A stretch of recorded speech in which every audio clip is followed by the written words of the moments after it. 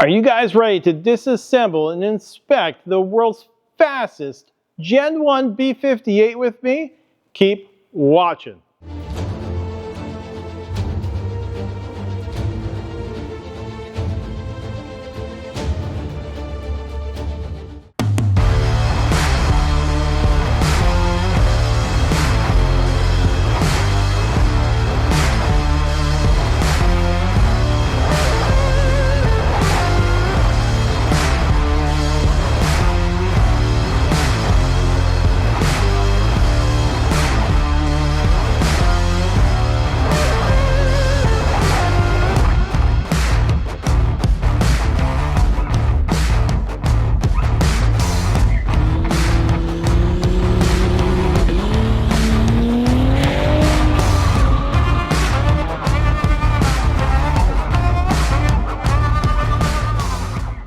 Now, I don't know if it's a micro record. I actually don't know if Jazz might have the overall record. I should probably know these things, but you know, I love you, Jazz, and I just don't know if you have the overall record or we're beating you. I don't know. But either way, Gen 1 B58, BimmerHub owns this car. It's a shop car, and Joe Stacey is thankfully entrusting HeadGames in a lot of their builds, and this is just one of them. So what we haven't done yet is have a full port for the Gen 1 B58, which is coming. That's why part of the reason why the head's here. The other reason is this car has been knocking on the 7's door, hasn't made it yet, but it's been knocking on the 7's door. It's making some jam. I think it's making 12 or 1400 horsepower, somewhere in that range. And it's no slouch. And it has been running for the past year with no issues whatsoever, no blown head gaskets, no nothing. And I haven't heard from them. I've seen the car, but I haven't seen anything come out of that. So, but today what we're going to do is we're going to check out all the parts, disassembled, and that's it. So keep watching.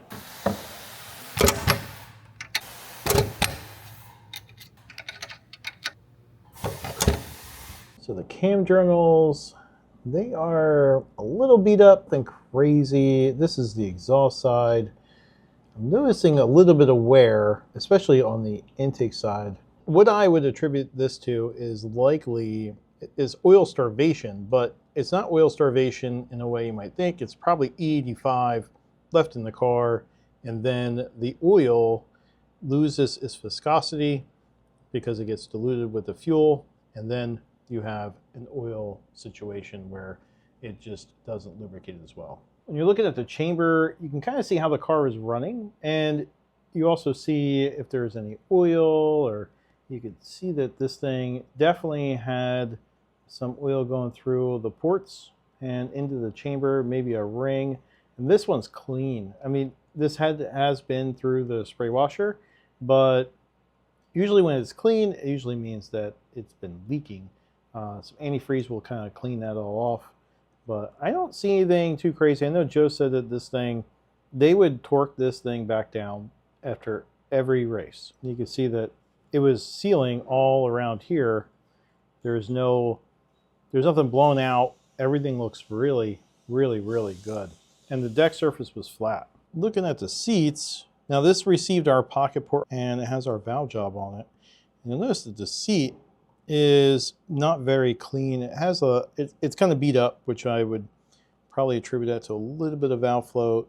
This thing gets beat on so hard. But if you come down here, I don't know the full story on this, but both seats have a whole bunch of residue from aluminum, it looks like, being left on the valve seat.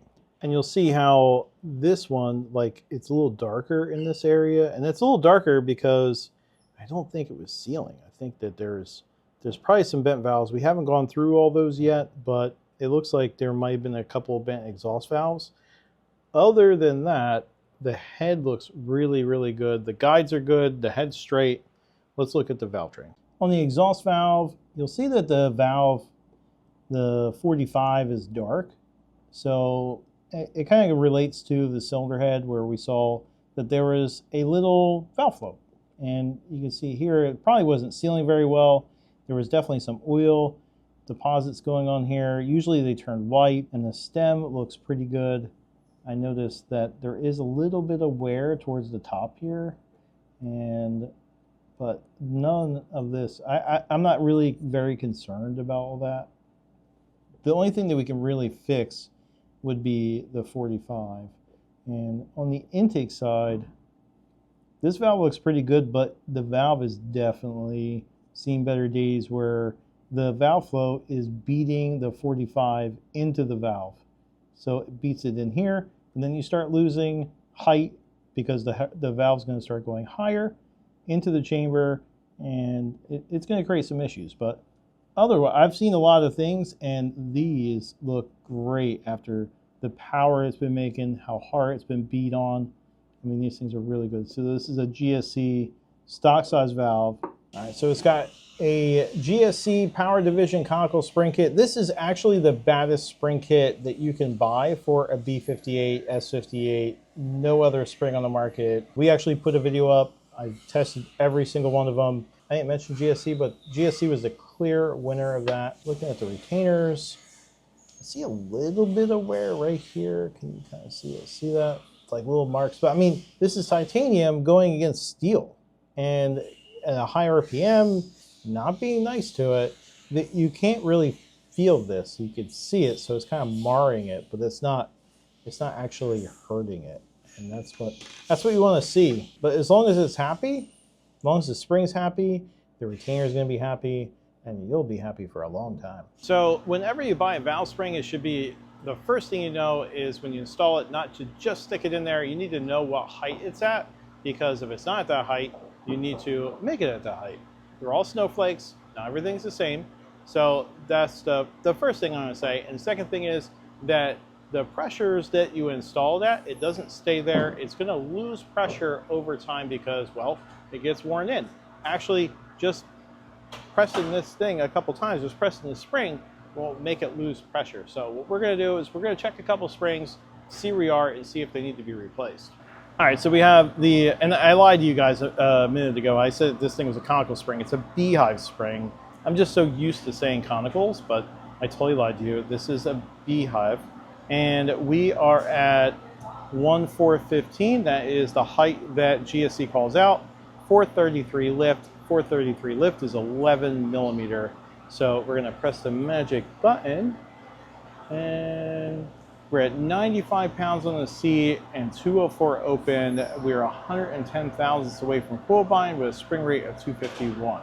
So GSC spec is 101 on the seat at that height and 221 open at that height. So we're a little far off. We're maybe 7 pounds on the seat. I mean, they differ between each springs, but there's between 5 to 7 pounds on the seat, and I think around 18 to 20 pounds open that it's missing. What we're going to do is we're going to shim it up. And I just want to show you an example. I'm not saying this is the height that we're going to put it at, but say we put a 60,000 shim underneath of it. So what does that do for spring pressure? So now we're at 1,355. So that's the 1,410 minus, or 1,415 minus 60 thousandths. Still at the same lift at 433. Press the magic button.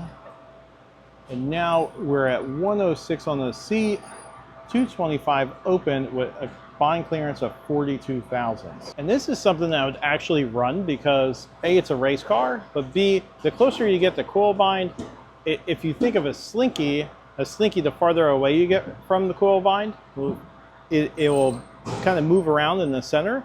And then if you get it really tight to coil bind, the coils use each other as a cushion, and then it becomes a controllable thing.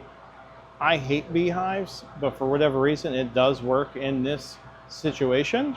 There's not enough room to put a conical in it. I think that we're probably going to stick to something like this for the height. So what I'm going to do is just go through all of them, make sure that they're all pretty good. They're all in the same range. I want them to be in the same range around, you know, within, I guess, about 5 pounds from each other.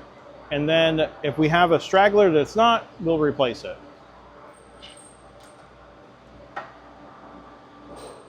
All right, so this head's not only back here because it needs to get refreshed, it's back here because HeadGames is going to make a CNC program for the Gen 1 B58. And we're going to use this head and hopefully we're going to set another world record and maybe beat Jazz.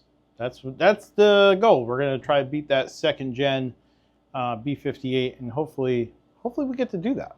But so be sure to like, subscribe, comment below, because you're going to want to watch the series on making this thing a CNC port.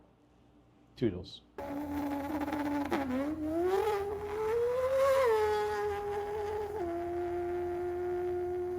HeadGames!